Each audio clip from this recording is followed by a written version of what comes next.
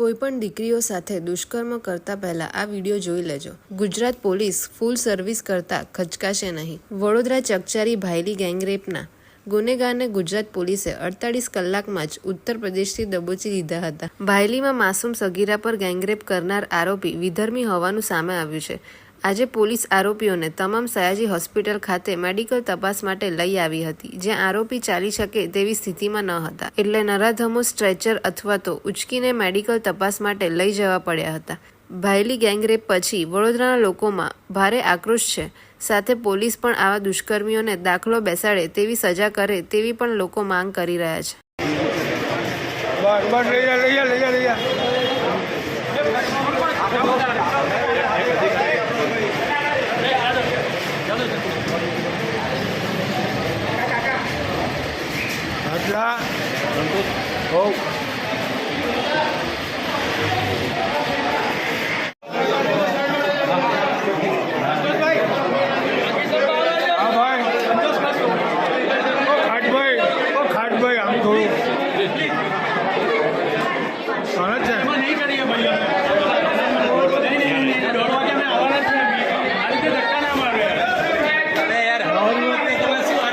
Detection investigation police અધિકારીઓના hard work ડેડિકેશનનું એક ઉદાહરણ છે. સાથે સાથે આપણે સમગ્ર ઘટનાક્રમની ઇન્વેસ્ટિગેશન અને ડિટેક્શનમાં આધુનિક ટેકનોલોજીની મહત્તમ ઉપયોગ કરી છે.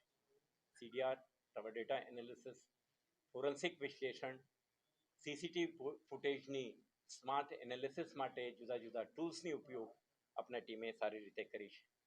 અને સાથે સાથે વડોદરા શહેર પોલીસ અને રૂરલ પોલીસના સમન્વયની પણ એક સારો ઉદાહરણ છે.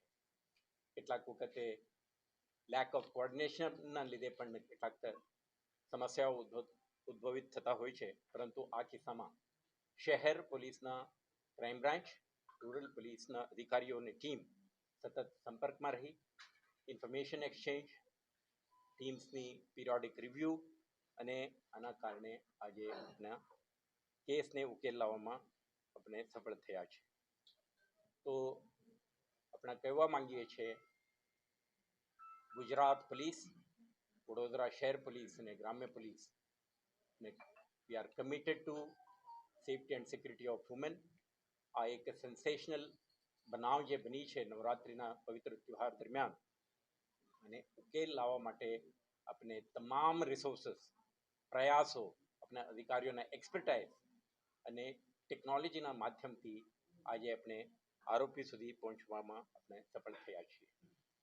આ ઘટનાની તપાસ ઇન્વેસ્ટિગેશન વડોદરા ગ્રામ્ય પાસે છે. તો શહેર પોલીસ દ્વારા આ ત્રણ આરોપીઓને વડોદરા ગ્રામ્ય પોલીસને હેન્ડઓવર કરવામાં આવશે અને આગળની તપાસ એમના દ્વારા થશે.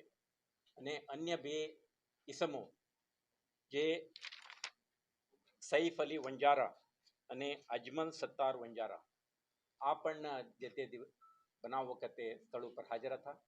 તો આ બંને ઇસમો એમના મોટરસાઇકલ સાથે આપણે પૂછપરછ માટે લેવામાં આવેલ છે. તો આગળની તપાસ વડોદરા ગ્રામ્ય દ્વારા કરવામાં આવશે. તપાસ દરમિયાન મળેલ પુરાવો કે એમના રોલ એન્ડ રિસ્પોન્સિબિલિટીને નક્કી કરીને આગળની કાર્યવાહી ગ્રામ્ય પોલીસ દ્વારા કરવામાં આવી છે.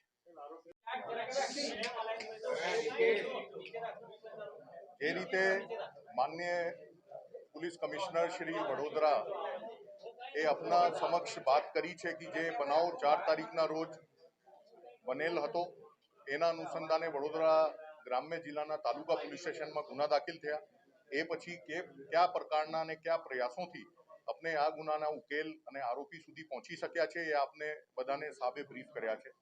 એ પછી હું આપને આ મોકે અત્યારે એટલું કહેવા માંગુ છું કે હવે થોડી વારમાં વડોદરા શહેર પોલીસ આરોપીઓને જે છે કસ્ટડી વડોદરા ગ્રામ્ય જિલ્લાને સોંપવાની છે. એમાં એક નિર્ણય કરવામાં આવ્યો છે કે ડીવાયએસપી કક્ષાના અધિકારી એની તપાસ કરશે.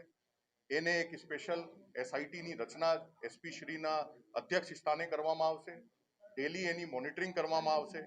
જે કંઈ આગળના ઇમ્પોર્ટન્ટ સ્ટેપ્સ છે ઇન્વેસ્ટિગેશનના, જેમાં કે અત્યારે આરોપીની પૂછપરછ કરી અને રિમાન્ડ લેવાનું, એના મેડિકલ પુરાવા ભેગા કરવાના, બીજા પણ જે એવિડન્સ મળ્યા છે એની સમીક્ષા કરવાની, કે પછી રિમાન્ડના પ્રોસિજર પછી ઇન્વેસ્ટિગેશન બહુ ઝડપથી પૂરું થાય અને એમાં એક પેરવી અધિકારી પણ નિમણૂક કરવામાં આવે, એ સ્ટેપ અમારા તરફથી હમણાં થોડી વારમાં ઓર્ડર ઇસ્યુ થશે ડિટેલમાં.